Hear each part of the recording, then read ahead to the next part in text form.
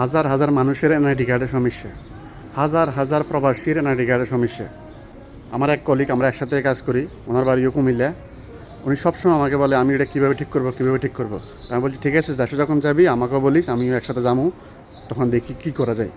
তো সে কি বলছে, 2008 সালে সে এনআইডি কার্ড করছে, তার কোনো কাগজপত্র ছাড়া। তারা কীভাবে এনআইডি কার্ডটা করছে, তার নিজের নামে ভুল, বাবার নামে ভুল, মায়ের নামে ভুল, তার জন্ম তারিখেও ভুল। তারা কাগজপত্র ছাড়া না দেখে, কোনো প্রুফ না দেখে কীভাবে এনআইডি কার্ড করছে আমি নিজেও জানি না, সে নিজেও জানে না। তো পরবর্তীতে 2017 সালে যখন আমি বাড়িতে গেলাম, তার সাথে আমি দেখা করার পরে তাদের প্রথমে যে বাজারে চেয়ারম্যান অফিসে গেলাম। চেয়ারম্যান অফিসে যাওয়ার পরে ওনারা বলছে ঠিক আছে আপনি উপজেলার নির্বাচন অফিসে যান। তো নির্বাচন অফিসে গিয়ে আমরা ওনাদেরকে বলছি যে আপনারা কীভাবে এটা করছেন কাগজপত্র ছাড়া, কীভাবে তারা এই এনআইডি কার্ডটা করলো কাগজপত্র না দেখে। তো ওনারা বলছে ঠিক আছে এখন দেখি কী করা যায়। ওনারা বলছে আপনি একটা ফর্ম নিয়ে আসেন। তো আমরা ফর্মটা নিয়ে আসি যে আগে এ নাম বলছিল, এখন বর্তমানে এ নামগুলো হবে। তো হওয়ার পরে আমরা সকল কিছু দিলাম, দেওয়ার পরে আমাদেরকে বলছে সোনালী ব্যাংকে গিয়ে টাকাগুলো জমা দিয়ে আসতে, 240 টাকা। আবার কত টাকা ঠিক খেয়াল নাই, ভুল করছে ওরা, অথচ ভুলের মাসুলগুলো গুনতে হচ্ছে আমাদেরকে। তো পরবর্তীতে ওনার বয়সের জন্য ওনার কিছু ইনকোয়ারি পাঠাইছে গ্রামে, তার পড়ালেখার সার্টিফিকেট দেওয়ার জন্য বলছে। কয়েকজন সাক্ষী নিছে, সাক্ষী নিয়ে পেপারটা স্বাক্ষর দিয়ে ওনাদেরকে আবার দিয়ে আসতে হয়েছে। তো এখন প্রায় 3-4 মাস পরে আমার যে কলিগ, ওনার এনআইডি কার্ডটা বরাবর হয়ে আসছে। এখন তার এখনও এমআরপি পাসপোর্ট, হয়তো আর 2 বছর মেয়াদ আছে। এখন সে কীভাবে, প্রত্যেকটা দেশে এখন এমআরপি পাসপোর্ট করা বন্ধ করে দিয়েছে। অবশ্যই আপনাকে পাসপোর্ট করতে হবে, আর দেশে প্রত্যেকটা কাজে আপনার এনআইডি কার্ডটা প্রয়োজন।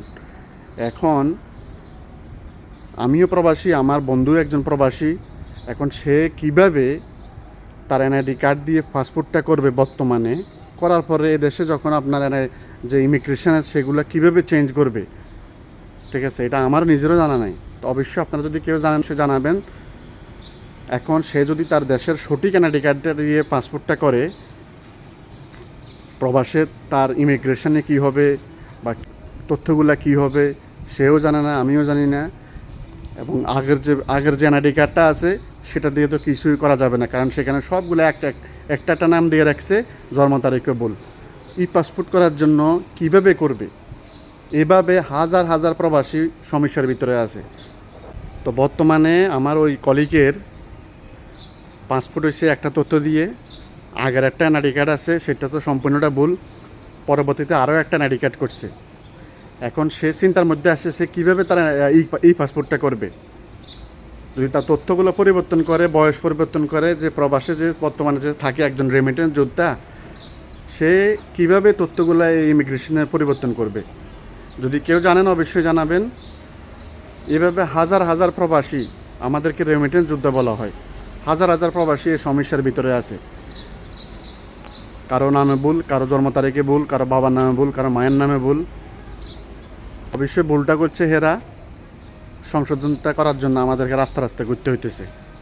এখন পাসপোর্ট যদি না করতে পারে, পাসপোর্ট যদি সে এখন না করতে পারে, তো তাকে রাস্তায় দেশে গিয়ে ওই ধান কাটতে হবে, বদলা দিতে হবে, আর কোনো কিছু করার নাই। তো আপনারা যদি কেউ জানেন অবশ্যই জানাবেন, আর ভিডিওটা সর্বোচ্চ শেয়ার করে দিবেন।